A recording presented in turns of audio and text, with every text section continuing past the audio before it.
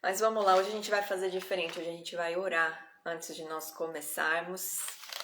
E convido você a orar junto, a interceder por esse momento de estudo, e interceder pelas vidas que vão assistir, não só pela sua, mas por todos, né? Para que sejam alcançados, sejam transformados pela palavra, que essa palavra ela venha realmente com o poder do Espírito de Deus para vivificar, para trazer revelação, para trazer alinhamento, para trazer transformação e conhecimento, entendimento, né? Porque senão ela é uma letra morta. A gente precisa do agir do Espírito para o nosso ser transformado pela palavra do Senhor, né? Então vamos orar. Pai, em nome de Jesus, nós te agradecemos, Senhor, por essa noite, por esse estudo que o Senhor indicou e orientou. Senhor, que teu Espírito venha vivificar tudo o que eu disser, Senhor, que cada palavra, Senhor, que eu trouxer sobre a tua palavra, sobre essa escritura, Senhor, venha cheia do poder do teu Espírito para derrubar dogmas, para destruir mentiras, destruir sofismas, Senhor, e alinhar os corações com a tua reta justiça, porque tu tens um plano, Senhor, sobre as nossas vidas, sobre a igreja de Cristo, e nós precisamos estar alinhados com a tua reta justiça para que o teu mover aconteça na nossa geração, Senhor. Nós temos orado por tanta transformação na nossa nação, por avivamento, mas nós precisamos estar preparados para esse tempo, Senhor, para sermos usados por Ti como discípulos de Jesus que já pertencem ao Teu reino, que já carregam o sacerdócio santo, que já foi enxertado, Senhor, junto com Oliveira, para produzir frutos para a tua glória, Senhor. Então, que cada vida que participar desse estudo seja transformada por ti, Senhor, que possam sentir a tua presença e que possam ser curados, Senhor, curados de qualquer enfermidade física, mas também na alma, e libertos, Senhor, de toda a prisão que o inimigo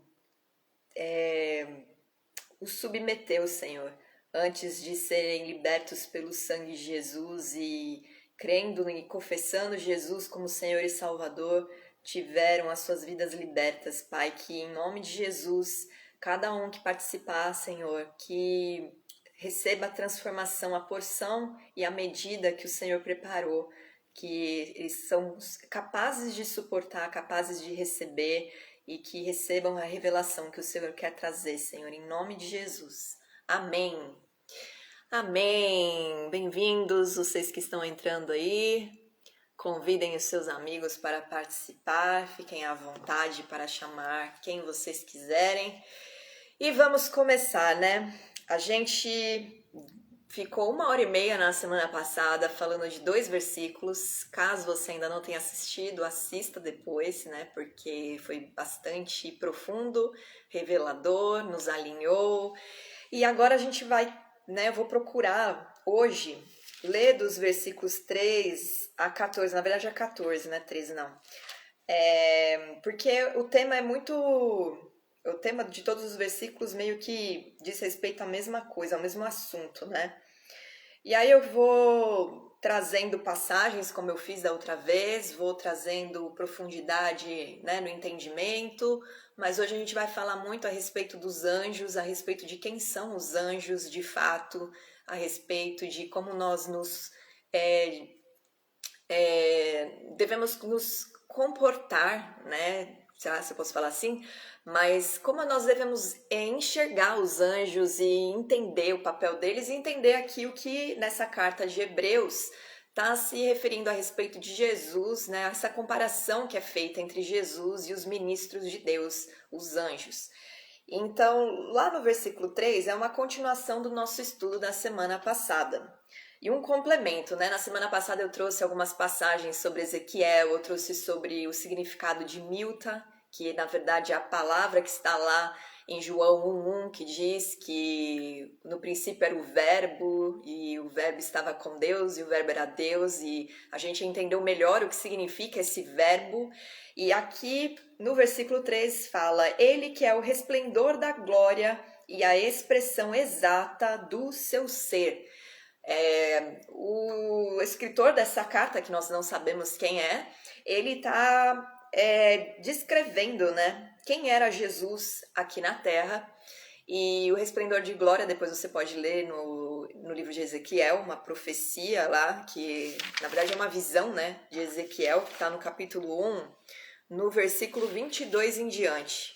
Aí depois vocês deem uma olhada lá. Ali Ezequiel vê, né, tem uma visão a respeito do trono da glória do Senhor, ele vê, né, a manifestação do Senhor, a Milta, e ele vê o resplendor da glória ali envolvendo aquele ser que ele quase não conseguia descrever, né, qual é o conhecimento limitado dele com aquilo que ele podia comparar com o que tem na criação, né, que nós estamos acostumados. Ele trouxe a descrição e é muito bonito, então depois vocês, né, leiam. Mas aqui o escritor está dizendo que Jesus é o resplendor da glória, né? Ele é uma porção do Senhor, a Milta, que depois quem não assistiu o capítulo 1, assista, a parte 1, né? Assista para entender do que eu estou falando. Aquela porção do Eterno foi encarnada na terra através do ventre, né, de uma jovem virgem que estava desposada, mas que ainda não tinha conhecido um homem, e essa é a salvação do Eterno, a salvação que o Senhor disse que só viria dele, que não há outro Deus além dele, ele é um. Essa é a premissa da fé judaica, que está em Deuteronômio 6, que diz: Shema Israel, Adonai Eloheinu, Adonai Echad. Ouça Israel, o Senhor é o nosso Deus, o Senhor é um. E Jesus, ele veio ser a expressão do Eterno aqui na Terra, a salvação do Eterno, ensinar, e por isso ele diz que ele é a expressão exata do seu ser. Jesus, ele veio com humildade, com mansidão, com paz e com autoridade, né, manifestar o reino de Deus e ensinar a reta justiça do Senhor. Ele não veio trazer uma nova religião, ele veio cumprir todas as palavras que o Senhor determinou e que estão escritas nas Escrituras. E as Escrituras, se você não sabe, são os livros do Antigo Testamento. Quando Jesus veio, não existiam evangelhos, não existia cartas às cidades, porque tudo isso aconteceu com o mover do Espírito Santo através dos apóstolos e dos discípulos.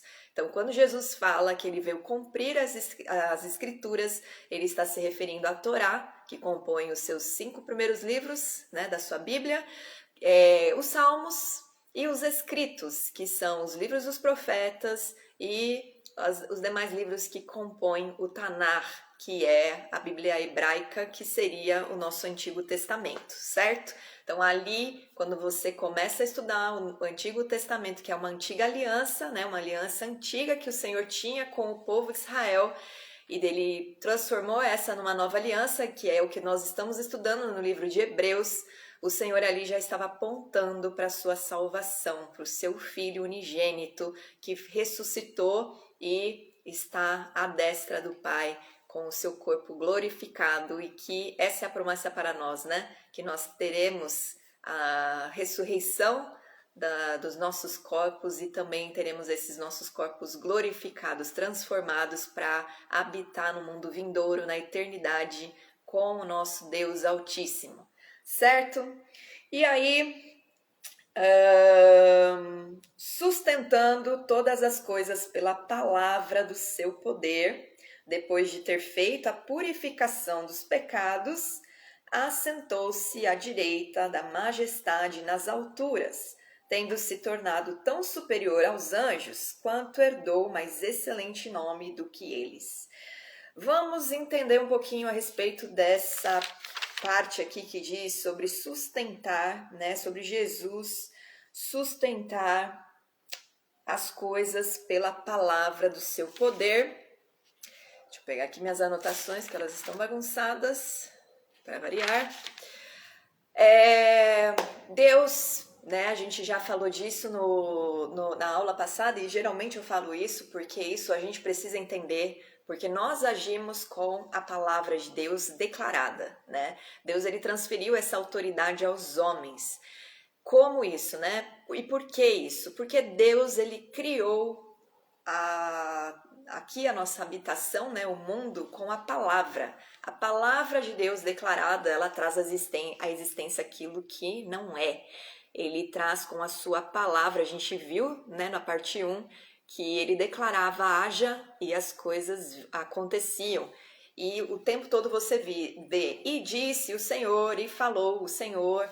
Então, quando nós declaramos a palavra no nome de Jesus, nós, né, que recebemos o Espírito Santo, nós temos a autoridade e poder para gerar vida. Por isso que o Senhor, o tempo todo, está nos repreendendo, né, nos corrigindo com a maneira como a gente fala, com a maneira como a gente fala ao nosso próprio respeito, fala a respeito das pessoas, e por isso que ele diz que nós devemos ser abençoadores com a nossa boca e não amaldiçoadores, né?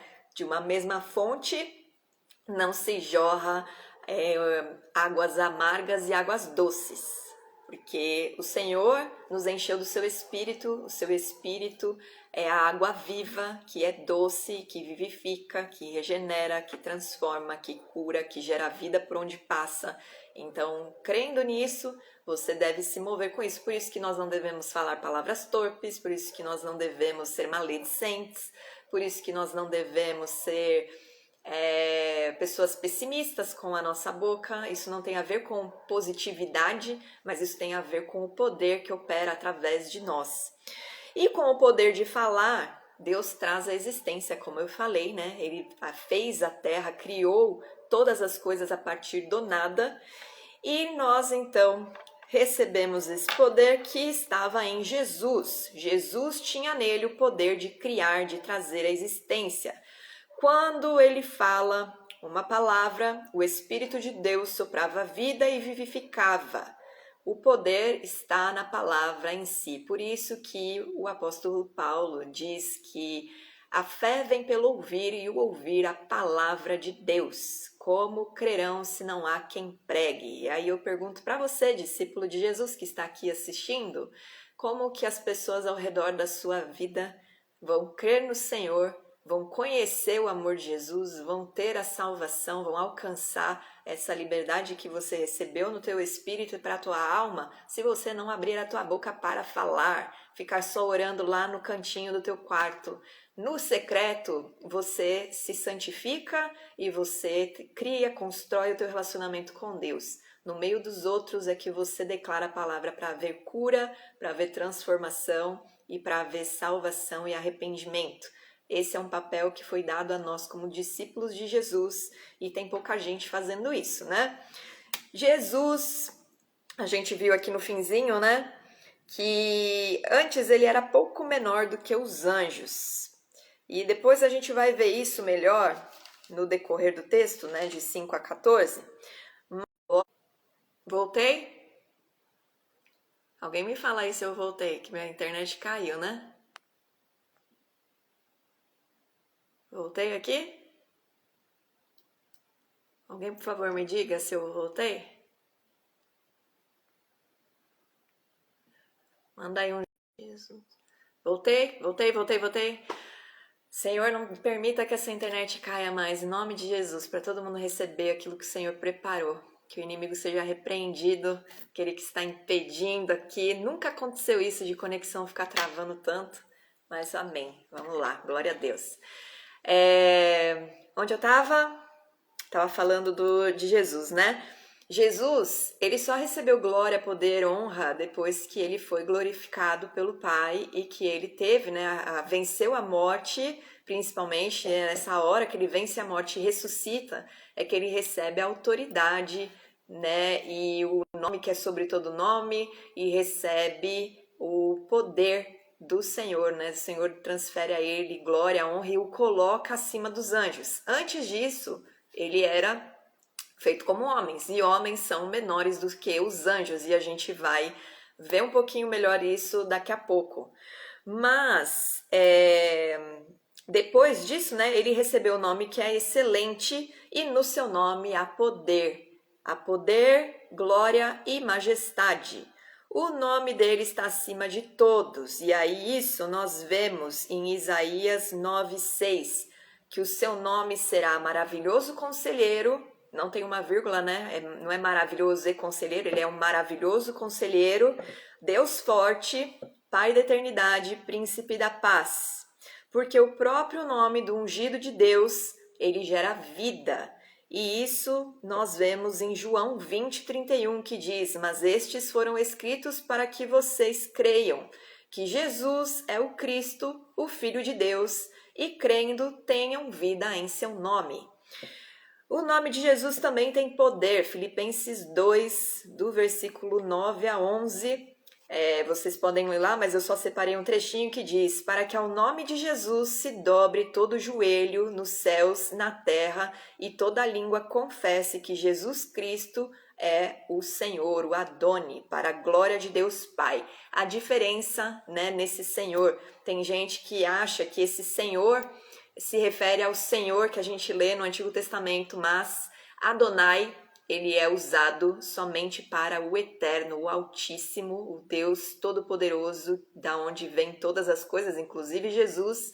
E Adoni se refere a um Senhor, a alguém que merece reverência, que um rei, um dono de terra que tinha os seus escravos, esses eram chamados de Adoni. Então, Jesus é o nosso Senhor Adoni, que veio para a glória de Adonai, que é o Senhor, o Altíssimo, o Eterno.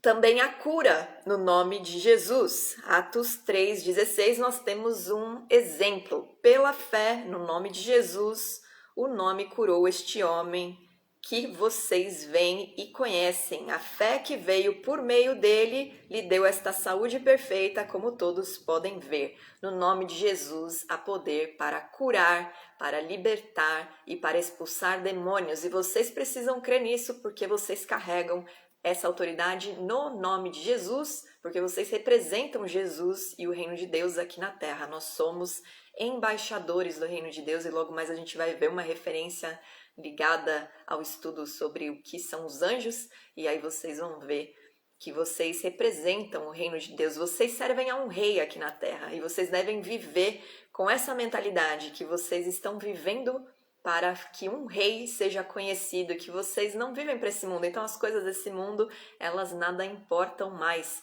se você tem um reino que é eterno. A sua vida não é curta mais, a sua vida ela é eterna, então pare de pensar com uma mentalidade limitada, né? De, eu vou morrer, daqui a pouco estou ficando velha, vou morrer, não vivi nada. Porque o que você tem para viver é muito melhor, maior no reino de Deus do que nesse curto espaço de tempo que a gente tem aqui, num mundo que está caído, corrompido e que vai ser destruído. Então, muda a sua visão, né? A respeito de como você se relaciona com Jesus.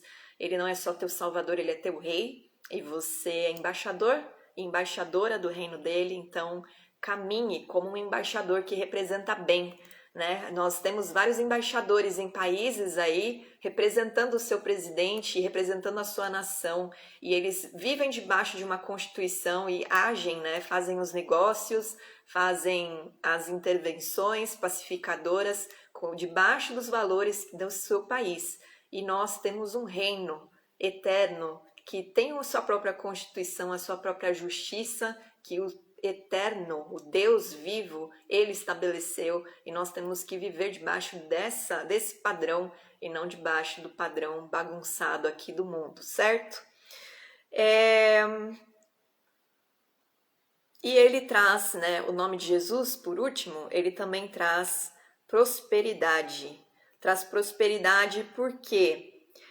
Porque o nome de Jesus, ele traz paz, ele traz vida em abundância, ele traz saúde, ele refrigera a nossa alma, ele regenera os nossos ossos, porque é a própria palavra do Senhor, né? Ele é o cumprimento de todas as escrituras, da lei do Senhor, e nele há vida. Então, esse nome, ele nos traz prosperidade também. O Senhor, né, deixou um desígnio através do nome dele, que está lá em Marcos 16, 17 e 18. Estes sinais seguirão aos que creem. Em seu nome expulsarão demônios, falarão novas línguas, pegarão nas serpentes, e se beberem alguma coisa mortífera, não lhes fará dano algum. E imporão as mãos sobre os enfermos e os curarão. Hoje, coincidentemente, eu compartilhei o testemunho do Kaique, que foi uma grande bênção, e o testemunho dele puxou outros testemunhos, né? E ali a gente viu, né, o agir do nome de Jesus, o operar através do nome de Jesus, o poder que há e que ele está fazendo aquilo que você lê no livro de Atos, e você precisa crer, começar a se mover debaixo dessa fé, por onde você for, né? Tem tanta gente ao nosso redor doente, enferma, presa, né, em depressão, presa em angústia, em ansiedade, e a gente só fica falando, Deus te abençoe, e não traz sobre elas o escape. É a mesma coisa da pessoa, né, que passa por um necessitado e só dá para ele Deus te abençoe, te supra, e não estende a mão para oferecer ali e suprir a necessidade ali, às vezes é fome ou um cobertor. Quando você passa por um perdido, por um enfermo, por um prisioneiro do inimigo e não faz absolutamente nada, você está fazendo a mesma coisa, né? O mesmo comportamento. E o Senhor não espera isso de você. O Senhor espera que você haja, né? Debaixo do grande comissionamento que Jesus, da grande comissão, né? Que Jesus deixou. Tudo que o Jesus, homem, sem corpo glorificado e menor do que anjos, fez era para que os homens fizessem também.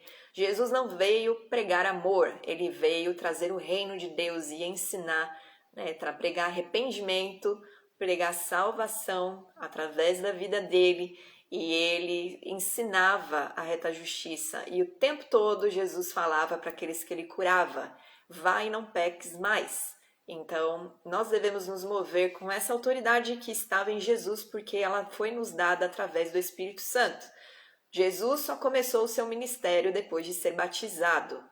Jesus recebeu o Espírito Santo depois que ele foi batizado, e então ele começou a fazer milagres, sinais, prodígios, maravilhas, curas e ensinar, porque ele estava com o Espírito do Senhor. Ele, como homem, sozinho, não teria feito nada. Ele recebeu o Espírito do Senhor, que é o poder de Deus, e então ele pôde fazer, né, a sua obra, o seu ministério ao qual ele foi designado. Ele recebeu a autoridade de Deus e ele passou isso para nós, né, através do seu nome.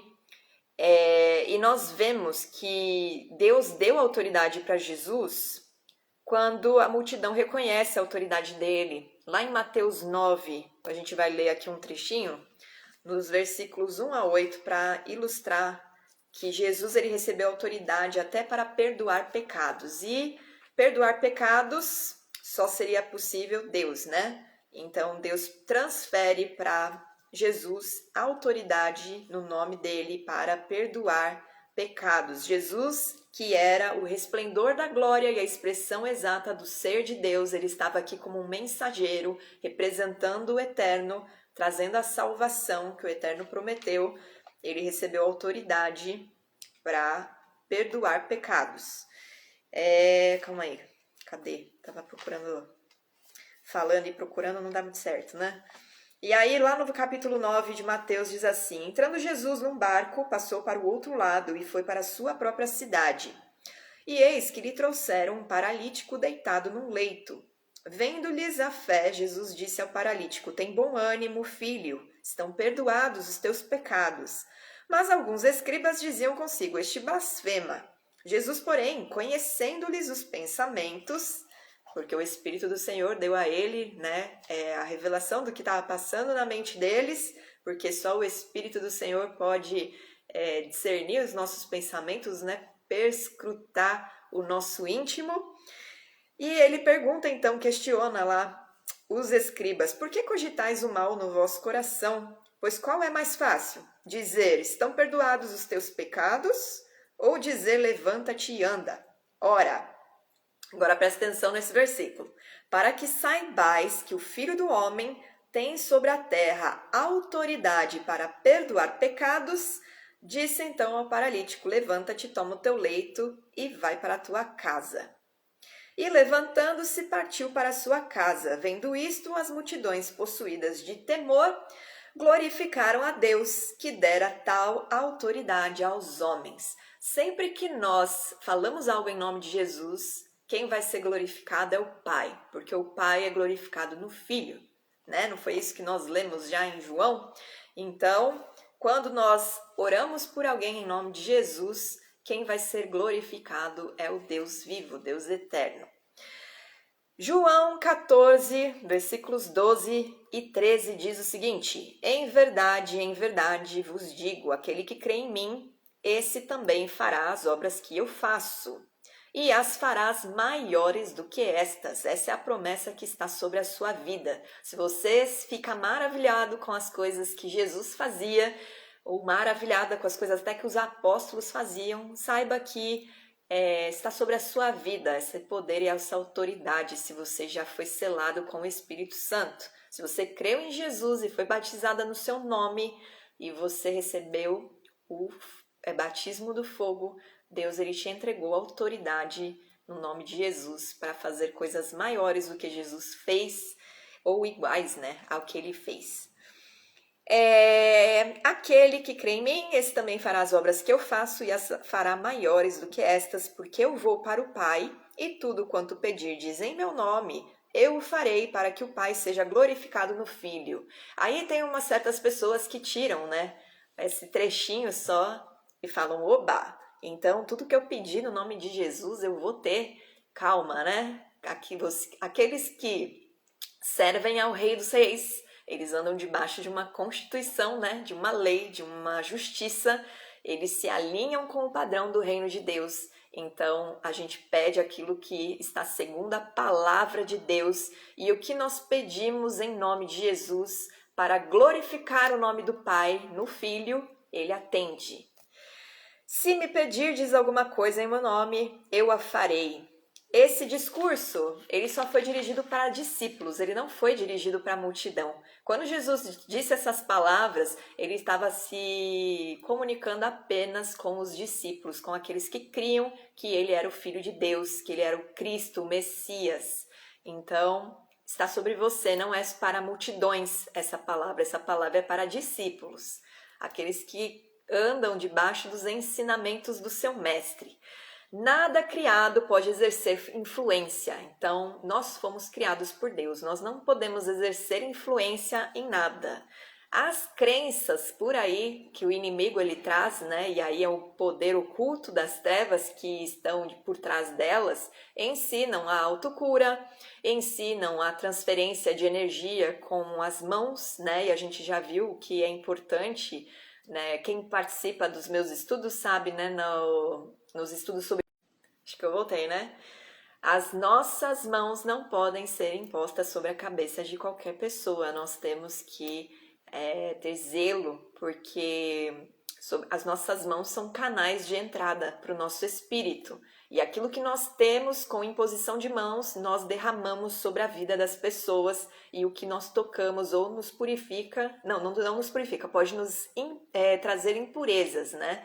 Então, as pessoas que fazem essa transferência pela mão, pela energia, na verdade, elas estão transferindo aquilo que elas carregam. Se elas não têm a luz de Jesus, elas têm o quê?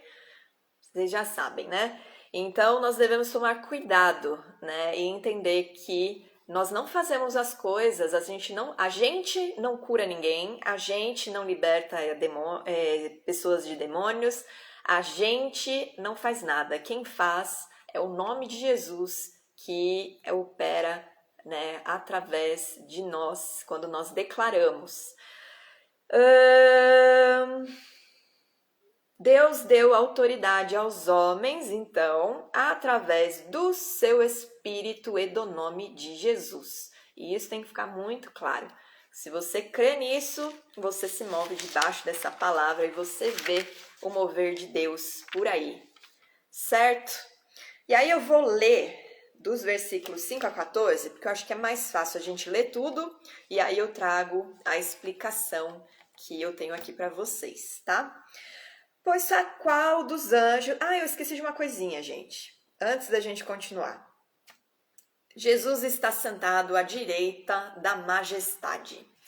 O trono de glória, né? No trono de glória está aquele que está sobre todas as coisas, aquele que é infinito, que é eterno e que ninguém nunca vai conseguir compreender a sua mente, porque tudo vem dele, é para ele e por meio dele, e esse é o nosso Deus, nosso Criador. E o Senhor, né? No judaísmo eles têm um entendimento de que a mão direita de Deus é a Hesed, ela é a bondade, a misericórdia, a graça do Senhor. E a mão esquerda é o seu juízo, que eu esqueci o nome agora. Mas sobre a destra do Senhor está o seu Filho, o nosso advogado, o Cordeiro de Deus, que intercede por nós. Então o Senhor colocou do lado da sua mão da graça aquele que foi enviado por graça para nos salvar, certo? Isso tem um significado muito profundo e medita nisso, porque vocês vão ver a grandeza do Senhor, né? A majestade, a bondade, o caráter dele e que as coisas não estão descritas à toa, não é poesia só, né? Apesar de que para a gente soa como uma poesia, mas nesses detalhes a gente enxerga quem o nosso Deus é. Ele é tão bom que ele colocou alguém ao lado dele ali que morreu por nós, que ele enviou para ser a nossa salvação, para que a gente estivesse novamente conectados a ele, religados a ele, reconectados a ele e que para restaurar em nós algo que nós perdemos, que é a glória do Senhor. Adão e Eva tinham a glória do Senhor em si, a luz do Eterno estava neles e eles perderam isso quando eles escolheram ingerir o mal e conheceram, experimentaram o mal em si, trouxeram a corrupção. E o Senhor, com a sua destra, ele faz da sua destra a salvação e ele gera a partir da sua destra o seu Filho unigênito, com corpo de carne, homem, que veio para ensinar a ser a sua expressão exata, né? A expressão exata do seu ser, o resplendor da sua glória, e se entregou no nosso lugar, nós que não merecíamos nada, e ele então nos liberta, né, da condenação da morte. Destra é a direita, mão destra, não tem o destro e o canhoto? Destra é a mão direita. Então ele está sentado ao lado direito do Senhor, do lado da sua mão direita, que é a mão que ele põe sobre os justos para cobrir, para proteger, para guardar e para livrar da morte espiritual, né? Sempre quando a gente fala de livramento de morte, o Senhor está se referindo à morte espiritual, porque nós precisamos passar pela morte física, né? Esse corpo, ele vai padecer, a não ser que Jesus venha nos nossos tempos, na nossa geração, e sobre as nuvens ele separe o seu reino, o seu povo, né? O povo do seu reino para ele. E então nós teremos o corpo glorificado. Mas nesse dia que Jesus virá sobre as nuvens, aqueles que estão mortos ressuscitarão com o corpo glorificado e estarão junto com ele na era messiânica, né, dos 1000 anos que ele vai reinar aqui na Terra. E além disso, ele está nas alturas, que é onde está o trono de Deus, né? Não se esqueçam que há níveis, né? A terra e há níveis de céus até que chegue aonde está o trono de glória do Eterno, e ele está reinando sobre todos os seres, toda a sua criação. E aí a gente vai continuar, né? Depois a gente leu que Jesus, após a sua ressurreição, ele teve o corpo glorificado e ele se tornou tão superior aos anjos quanto herdou mais excelente nome do que eles, que a gente viu aqui o poder que há no nome de Jesus. Pois a qual dos anjos disse jamais, tu és meu filho, eu hoje te gerei. Aqui vocês vão ver várias citações que o autor traz, que na verdade são citações de salmos. E essa foi uma estratégia muito interessante que essa pessoa, né, não sabemos se foi um homem ou uma mulher que escreveu, Mas essa pessoa usou uma estratégia muito inteligente, porque todo judeu conhece os Salmos. Talvez ele não fosse um bom entendedor de profecias, do livro dos profetas, sobre as leis da Torá, embora eles estudassem a Torá, né? Mas os Salmos era algo que eles cantavam. Eles cantavam nas sinagogas, eles cantavam indo para o templo de Jerusalém para levar os seus sacrifícios, né, aquelas ordenanças que o Senhor tinha determinado. Eles peregrinavam juntos, a gente estudou no livro de Deuteronômio, né, que tinha algumas ordenanças para eles se reunirem e irem para Jerusalém, entregar o dízimo, entregar a oferta. E eles iam cantando o quê? Os salmos. Os salmos são canções. Então, por que muita gente, né, fala, eu lembrei de tal louvor numa hora de tribulação? E por que é tão importante quem ministra louvor, né, quem compõe louvores, escrever canções com bases na palavra de Deus? Porque você está fazendo as pessoas declararem as escrituras. E quando você faz uma pessoa declarar as escrituras, o Espírito vai lembrá-la daquilo, vai confrontá-la, vai confortá-la, vai libertá-la. Então, existem, né, canções que a gente até comenta que elas são atemporais. Por quê? Porque elas declaram, na verdade, a palavra do Senhor. E os salmos eram coisas que eles estavam acostumados a cantar. Então, o escritor, ele traz vários trechos de salmos, principalmente do Salmo 104, tem o Salmo 45, deixa eu ver o que mais. Salmo 102, o Salmo 110, o Salmo 8... o Salmo 8 já está no capítulo 2, mas o Salmo 110, o Salmo 102, o Salmo 104, o Salmo 45, a referência também sobre a lei. Então, ele traz uma coisa que eles estavam acostumados a cantar, né, a ouvir. E aí, ele mostra que, nesses trechos, que na verdade está falando sobre Jesus, está falando sobre os ministros do Senhor, os anjos. E aí ele diz o seguinte, tu és meu filho, eu hoje te gerei. E outra vez, então para qual anjo ele falou isso? Tu és meu filho, eu hoje te gerei. E outra vez, eu lhe serei pai e ele me será filho. E novamente, ao introduzir o primogênito no mundo, diz, e todos os anjos de Deus o adorem. Ainda quanto aos anjos, diz, aquele que a seus anjos faz ventos e a seus ministros labareda de fogo. Mas acerca do Filho, teu trono, ó Deus, é para todos sempre, e cetro de equidade é o cetro do seu reino. Amaste a justiça e odiaste a iniquidade, por isso Deus, o teu Deus, te ungiu com o óleo de alegria, como a nenhum dos teus companheiros. Ainda, no princípio, Senhor, lançaste os fundamentos da terra, e os céus são obra das tuas mãos. Eles perecerão, tu, porém, permaneces. Sim, todos eles envelhecerão, qual veste, também qual manto os enrolarás, e como vestes serão igualmente mudados. Tu, porém, é o mesmo, e os teus anos jamais terão fim. Ora, qual dos anjos jamais disse, assenta-te à minha direita, à destra, até que eu ponha os teus inimigos por estrado dos teus pés? Não são todos eles espíritos ministradores enviados para serviço a favor dos que hão de herdar a salvação?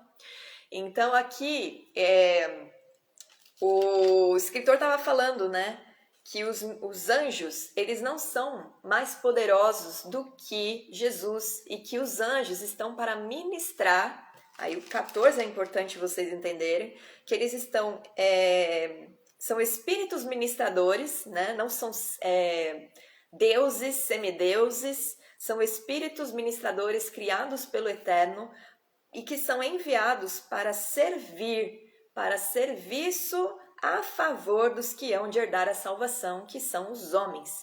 Então, nós vamos agora... Deixa eu ver quanto tempo eu tenho. Eu não sei. Tem um pouquinho ainda.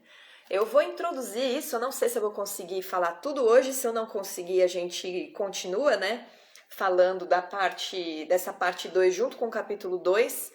Mas eu queria trazer para vocês o entendimento do que são os anjos, porque muita gente tem uma visão distorcida a respeito dos anjos. Tem gente que acha que os anjos são aqueles menininhos fofos de cabelo enrolado, com asinhas, né, com harpas e trombetas e que ficam sentados em cima das nuvens, né? Outros acham que os anjos devem ser adorados, que devem ser usados como intercessores. Outros acham que os anjos podem ser convocados. E nós vamos entender o papel dos anjos para não cometer erros diante do Senhor, uma vez que, como discípulos de Jesus, como embaixadores do reino dele, nós devemos andar debaixo da reta justiça e com o entendimento certo. Então, a primeira coisa que você precisa entender é que tanto no hebraico quanto no grego, a palavra que foi traduzida como anjos, ela significa mensageiro.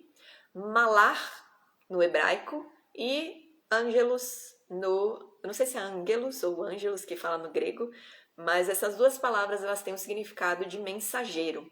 E malar, ela também significa embaixador e é designado, né, para falar a respeito destes seres celestiais que são colocados em serviço em nosso favor. Primeira vez que aparece malar nas escrituras está em Gênesis 16, 7, que diz o seguinte. Aí foi quando Agar foi expulsa lá da família de Abraão por Sara, né? E aí no versículo 7 diz: tendo-a achada o malar do Senhor, o anjo do Senhor, o mensageiro do Senhor, junto a uma fonte de água no deserto, junto à fonte no caminho de Sur, disse-lhe Agar, serva de Sarai, de onde vens e para onde vais? E ela respondeu: fujo da presença de Sarai, minha senhora.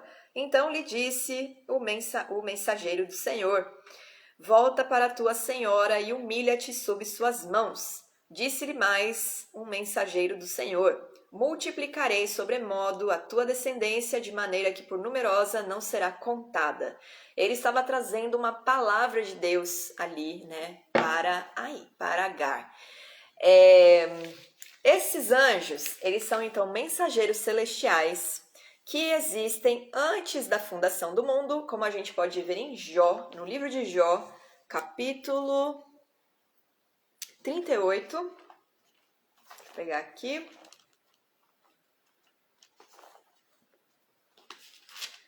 Jó 38, no versículo 4 a 7 diz: onde estavas tu quando eu lançava os fundamentos da terra? Dize-mo se tens entendimento. Quem lhe pôs as medidas, que se é que o sabes? Ou quem estendeu sobre ela o cordel, sobre que estão fundadas as suas bases? Ou quem lhe assentou a pedra angular, quando as estrelas d'alva, juntas, alegremente, cantavam e rejubilavam todos os filhos de Deus? Os filhos de Deus é uma expressão que é usada para falar a respeito, né, desses anjos, desses mensageiros. Há 3 expressões que são usadas para falar a respeito desses seres. Malar Elohim, os mensageiros de Deus, né, os mensageiros do Senhor. Binei Elohim, os filhos de Deus. E Hakodeshim, que são os santos. E esse nome, né, Hakodeshim, ele já traz uma característica dos anjos, que é a santidade. E que, inclusive, é descrita... Acho que é Lucas 9. Peraí, deixa eu ver aqui. Eu anotei o capítulo e o versículo, não anotei o livro, mas acho que eu vi isso em Lucas 9. Vamos só confirmar.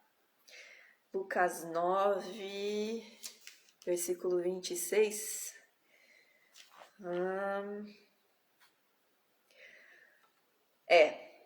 Porque qualquer que de mim e das minhas palavras se envergonhar, isso é Jesus falando, dele se envergonhará o Filho do Homem, quando vier na sua glória e na do Pai e dos santos anjos. Santo, para quem se esqueceu, santidade significa separação, separado. Então, quem está separado, na verdade, está conectado ao eterno, né? Está separado da corrupção do mundo, está separado do pecado, está separado da perversão, da impiedade. É alguém que está em retidão, né? Na presença do Senhor, purificado. Santo sempre tem esse significado de separado, tá?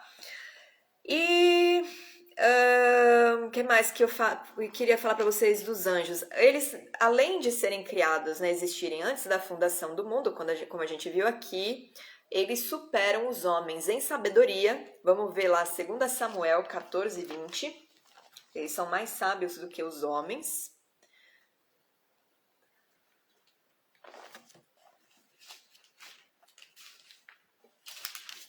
14:20 diz o seguinte: Para mudar o aspecto deste caso foi que o teu servo Joabe fez isto. Porém, sábio é meu senhor, segundo a sabedoria de um anjo de Deus, de um malar de Elohim, malar Elohim, né? O certo. Para entender tudo o que se passa na terra. Eles têm também inteligência, e isso nós podemos ver na descrição em 1 Pedro, no capítulo 1, versículo 12, que diz: A eles foi revelado que não para si mesmos, mas para vós outros, ministravam as coisas que agora vos foram anunciadas por aquele que pelo Espírito Santo enviado do céu vos pregaram o Evangelho. Coisas estas que anjos anelam perscrutar. Para perscrutar é necessário ter inteligência. Por quê? A palavra perscrutar, ela significa examinar, investigar. Só um ser inteligente pode fazer isso. Mas veja uma coisa, que aqui também nós vemos que os anjos têm vontade, porque anelar significa ter desejo, né? Significa desejar algo. E, embora eles tenham um desejo, eles são submissos à vontade de Deus. Então, nós vamos ver lá em Daniel 8:10.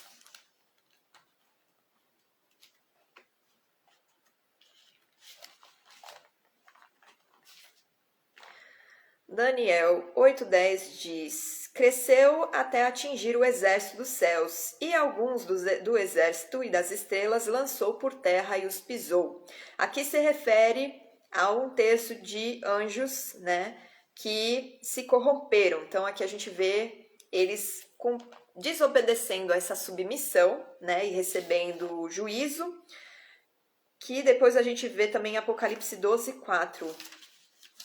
Cadê? A sua cauda arrastava a terça parte das estrelas do céu, as quais lançou para a terra, e o dragão se deteve em frente da mulher que estava para dar à luz, a fim de lhe devorar o filho quando nascesse. Aí aqui é uma descrição, né, sobre a mulher e o dragão, mas traz também referência de que o Satanás, né, o dragão, ele convenceu, né, ele trouxe com ele uma parte das hostes celestiais. E que mais aqui? Salmo 103. Vamos ver o Salmo 103.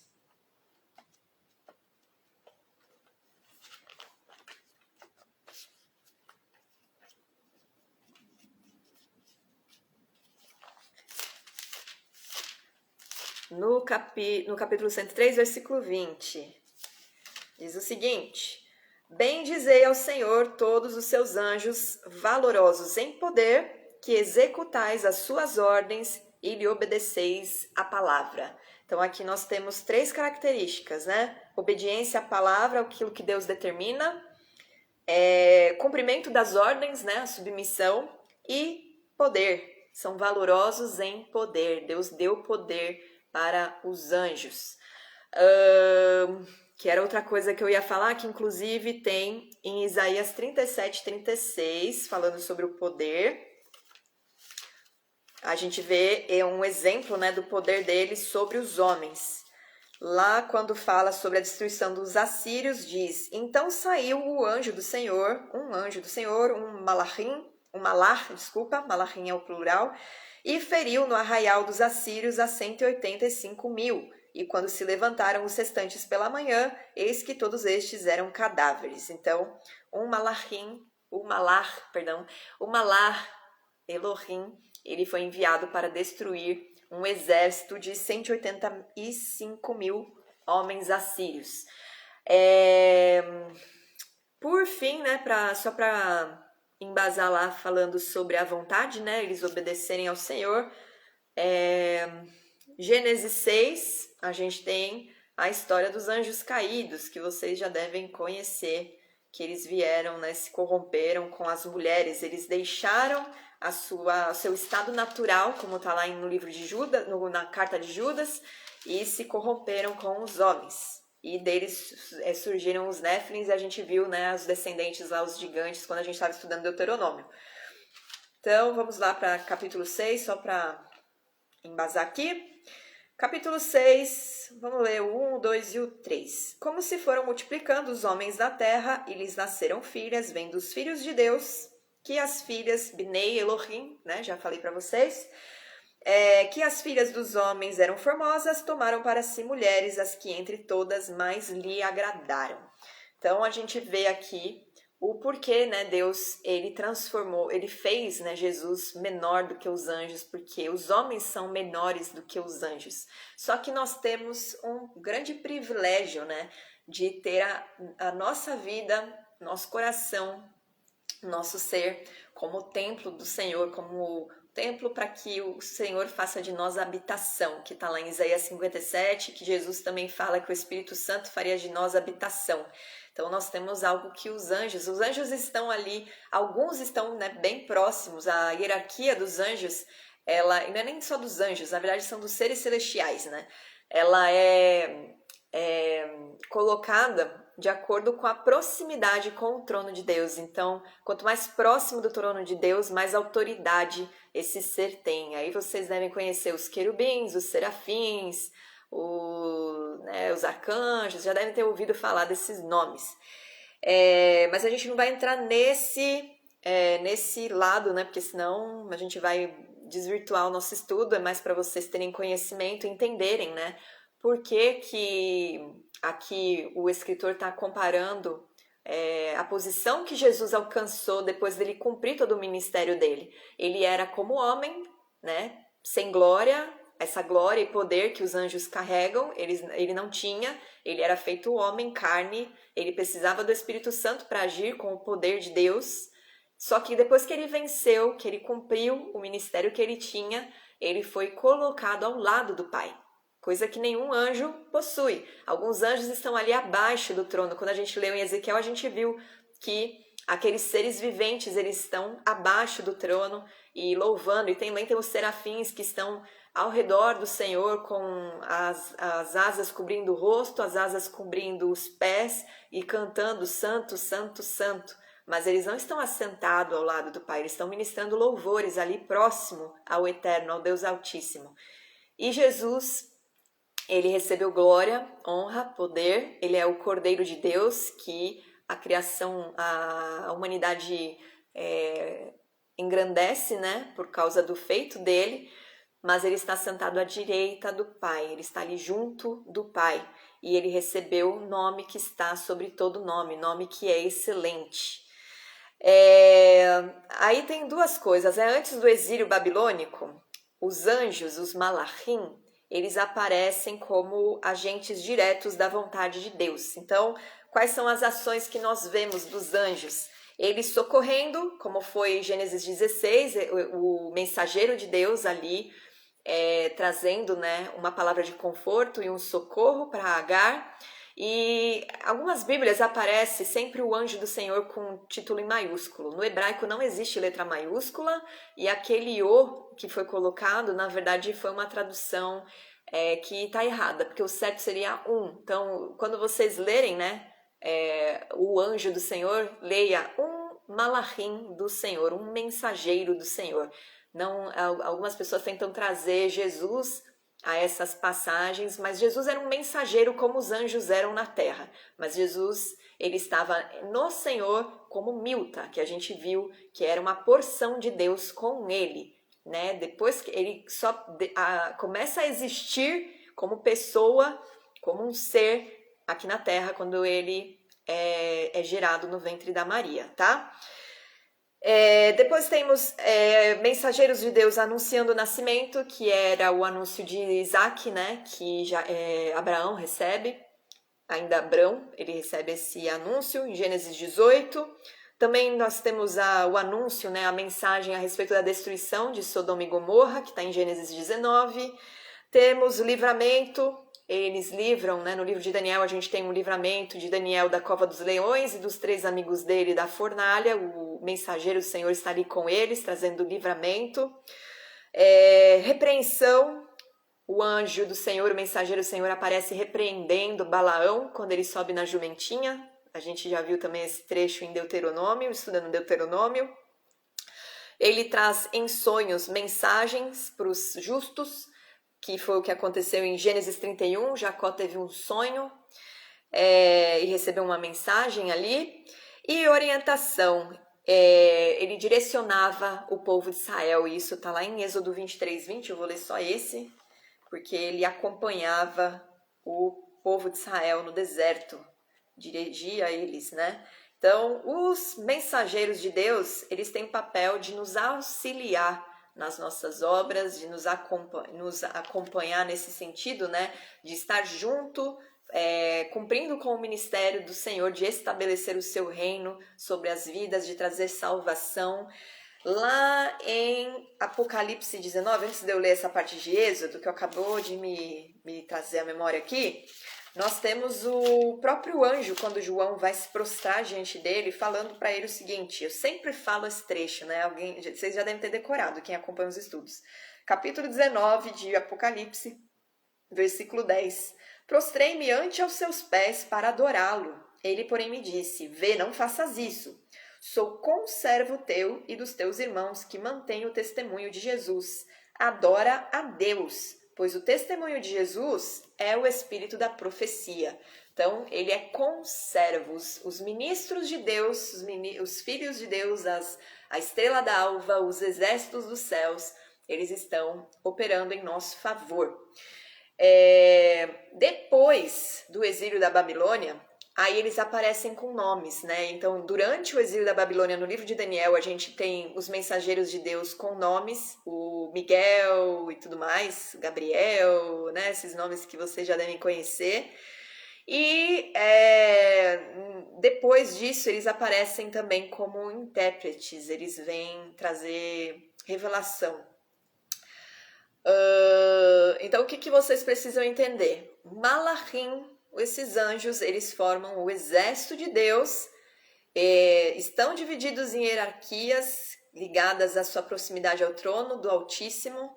Os mensageiros, eles são os que têm contato com a terra, nem todos os seres celestiais, eles têm contato com a terra, tem alguns que ficam lá só diante do trono de Deus, não têm contato com os homens. E desde a antiguidade, aí agora vocês vão entender por que esse escritor estava falando, né, a respeito disso para os judeus que criam em Jesus, que criam em Jesus e que estavam meio que se balançando, né, meio que querendo desistir. Os gnósticos, eles sempre prestaram adoração aos anjos. Os gnósticos, eles têm uma crença ligada à metafísica, ao plano material, eles creem que existe uma dualidade do bem e do mal, e eles adoram, cultuam a anjos. Quando chegamos na Idade Média, essa ideia, né, essa religiosidade, essa espiritualidade dos gnósticos, ela é passada para os bruxos, né? Bruxas, pessoas ligadas às bruxarias, elas cultuavam a anjos nos seus rituais e tudo mais.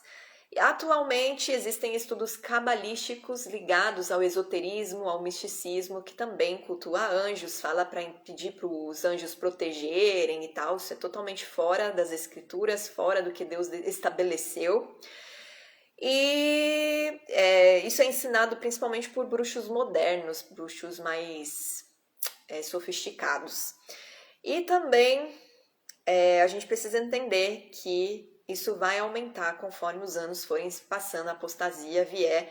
Muitos vão se corromper dessa forma. E aí lá em Apocalipse 9:20, a gente tem uma revelação a respeito disso no tempo futuro, a respeito dessa idolatria que as pessoas vão insistir. No capítulo 9, né, versículo 20 e 21, diz assim. Os outros homens, aqueles que não foram mortos por esses flagelos, não se arrependeram das obras das suas mãos, deixando de adorar os demônios e os ídolos de ouro, de prata, de cobre, de pedra e de pau, que nem podem ver, nem ouvir, nem andar. Nem ainda se arrependeram dos seus assassínios, nem das suas feitiçarias, nem da sua prostituição, nem dos seus furtos. Quando fala de adoração a demônios, isso envolve também bem a idolatria a anjos, né? A transformação de anjos em entidades, em semideuses e tudo mais, em deuses. 1 Coríntios 10, 19 e 21, Paulo já alertava também a respeito da idolatria a anjos. E essa carta de Hebreus, ela também está trazendo uma admoestação a respeito da idolatria a anjos. Vamos ver lá 1 Coríntios.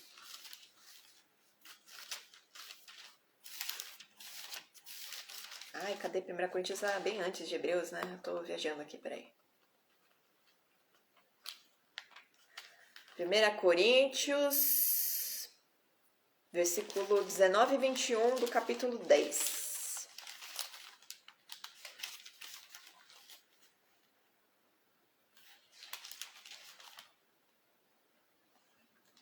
Que digo, pois, que o sacrificado ao ídolo é alguma coisa ou que o próprio ídolo tem algum valor? Antes digo que as coisas que eles sacrificam é a demônios que as sacrificam e não a Deus, e eu não quero que vos torneis associados aos demônios. Não podeis beber o cálice do Senhor e o cálice dos demônios, não podeis ser participantes da mesa do Senhor e da mesa dos demônios. Na cidade de Corinto havia prática de idolatria a anjos, e Paulo estava ali admoestando o povo para não se corromper, achando que levar sacrifícios para anjos eles estavam se ligando a Deus, porque na verdade aquilo era uma doutrina de demônios, era um engano. Colossenses também fala disso.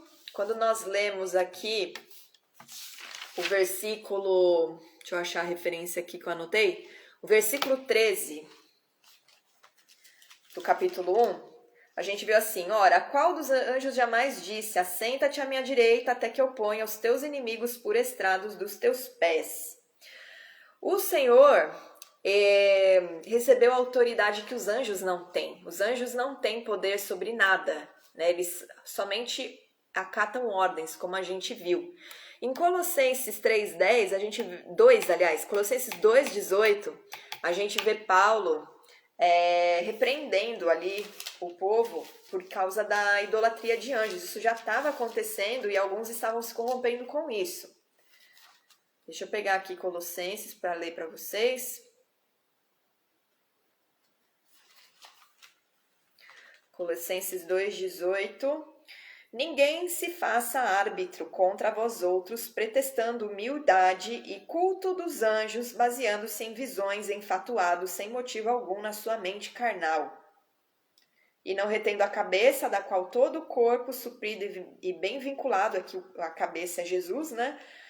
E bem vinculado por suas juntas e ligamentos, cresce o crescimento que procede de Deus. Então, Paulo já estava admoestando o povo, né, para não se corromper, não levar o ensino de pessoas que pela mente carnal ensinavam, né, humildemente a respeito do culto de anjos. Isso já estava contaminando o corpo de Cristo. Então, a gente tem que se lembrar que toda a carta ela é dirigida para a comunidade, né, cristã, para a igreja, o corpo de Cristo.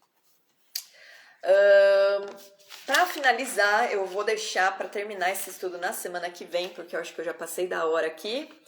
Eu só quero que vocês entendam uma coisa. Os anjos, eles não são deuses, eles não são seres criados eles são seres criados por Deus, na verdade, né? Eles não são deuses, eles não surgiram do nada. Na verdade, eles são espíritos que têm fogo sobre eles, né? Eles têm poder e força e sabedoria e inteligência e a glória de Deus. Eles têm mais força do que os homens, mas eles não devem ser adorados, porque até eles adoram somente a Deus. Eles não ousam adorar outro ser, outra entidade. como se existisse, né, alguma coisa que se equipara a Deus, porque eles, mais do que qualquer um, sabem que não existe outro Criador, outro Deus, além do Deus vivo, do Deus eterno, e eles não adoram uma criatura de Deus.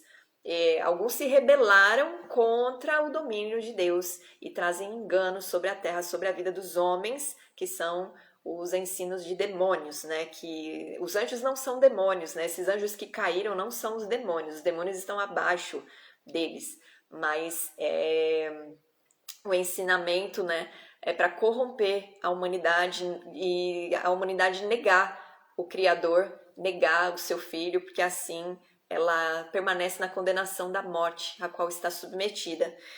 Deus é adorado pelos anjos como nós, e eles são seres espirituais. Em Números 22, 31, a gente vê que eles são que eles são seres espirituais. Peraí, tô encerrando, tá? Só vou terminar com essas passagens para vocês fecharem o entendimento aí. E a gente encerra. Números 22... Versículo 31.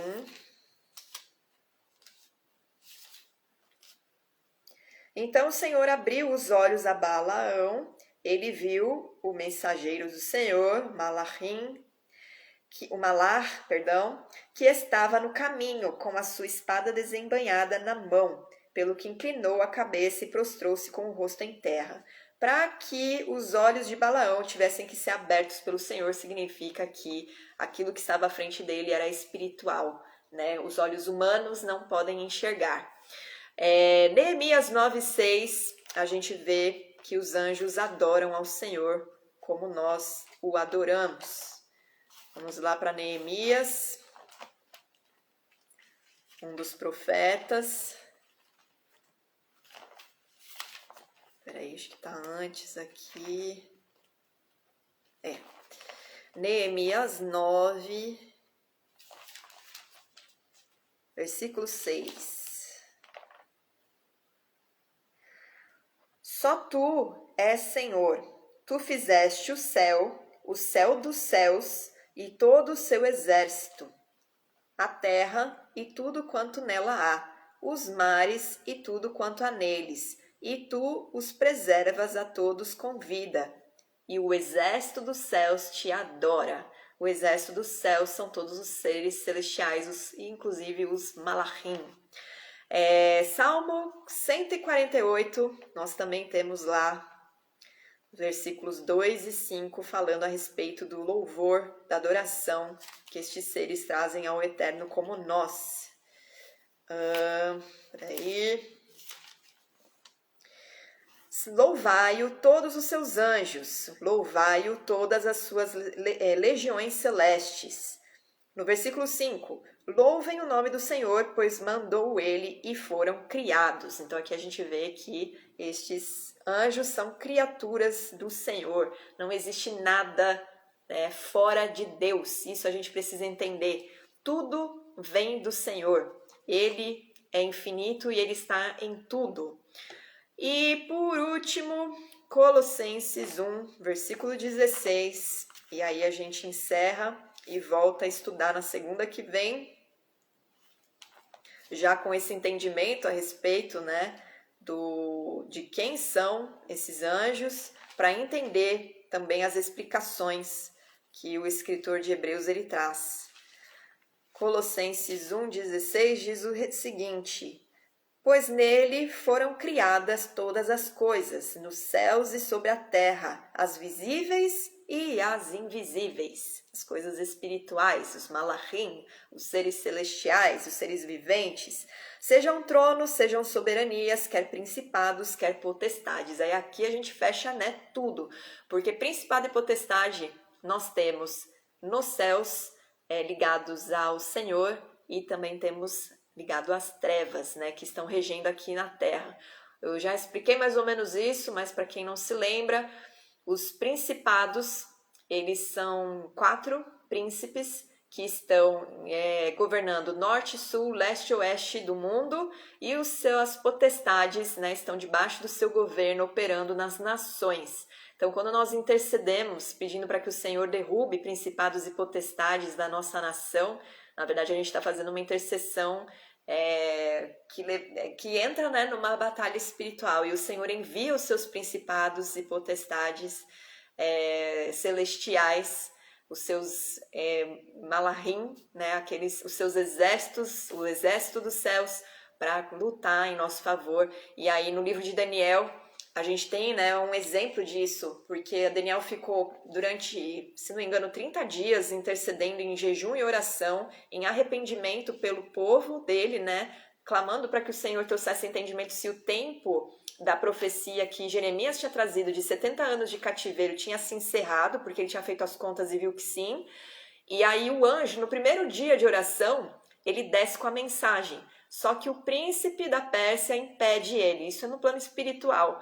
E aí ele precisa pedir a ajuda de um outro anjo ele precisa esperar a ajuda de um outro anjo para conseguir vencer esse principado, esse príncipe, e conseguir trazer então a revelação, a resposta de oração. E ele tem umas revelações incríveis, né, que Deus entrega a respeito, inclusive, do tempo futuro, que está linkado com o livro da Revelação, o livro de Apocalipse. E é isso, gente. Então, essa é a parte do nosso estudo, parte 2. Aí vai ter uma parte 3 mais capítulo 2 na semana que vem. Espero que vocês tenham sido abençoados por essa palavra e que vocês entendam o papel de vocês no reino de Deus. Vocês servem a um rei, vocês devem se comportar como embaixadores do reino de Deus aqui na terra. Não existe pessoas melhores ou piores, todos nós carregamos o mesmo espírito, e ele não é dado sob medida, não é dado 10% para um, 20% para outro, ele é dado por completo, só que nós devemos nos mover debaixo da palavra de Deus para ver o agir e a autoridade que há no nome de Jesus operando através da nossa boca. Certo? Que o Senhor abençoe vocês. Alguém tem dúvida? Alguém quer perguntar alguma coisa?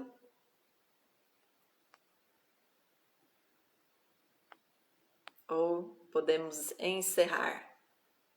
Vocês aqui dizem aí se tem dúvidas.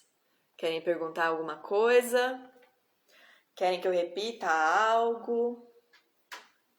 Ou se tá tudo certo, por favor, me fale pra gente encerrar a nossa live. Vou deixar salva, como sempre. Amém, lindo, Deus te abençoe também, Elô. Se ninguém tiver dúvidas, por favor, só coloca aqui, ok, tudo certo. E aí, muito bacana a sua explicação, parabéns, Deus abençoe. Deus te abençoe também, espero que tenha te edificado muito. E eu vi que você não seguia, né? Apareceu aqui que você começou a seguir. Eu tenho várias postagens com estudos sobre palavras no hebraico que trazem mais entendimento das escrituras, trago explicações sobre as parábolas de Jesus, tem um estudo de Deuteronômio muito bom aí, salvo também no Instagram, também no YouTube.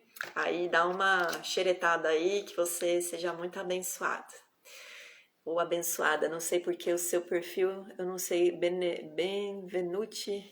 Eu não sei se você é mulher ou homem, mas que o Senhor te abençoe. E é isso aí. Sempre quis saber o que era principado e potestade? Aí, já teve a explicação, então. Espero que você acompanhe os próximos, né? Para aprender muito mais. E aí, ninguém tem dúvidas? Ninguém?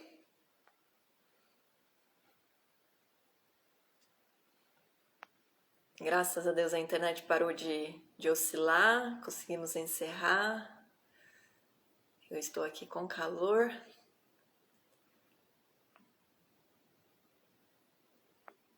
Tudo certo, gente? Eu tô entendendo que vocês não têm dúvida. Se vocês tiverem alguma e eu acabei não vendo aqui, por favor, me mandar no direct, então, tá bom?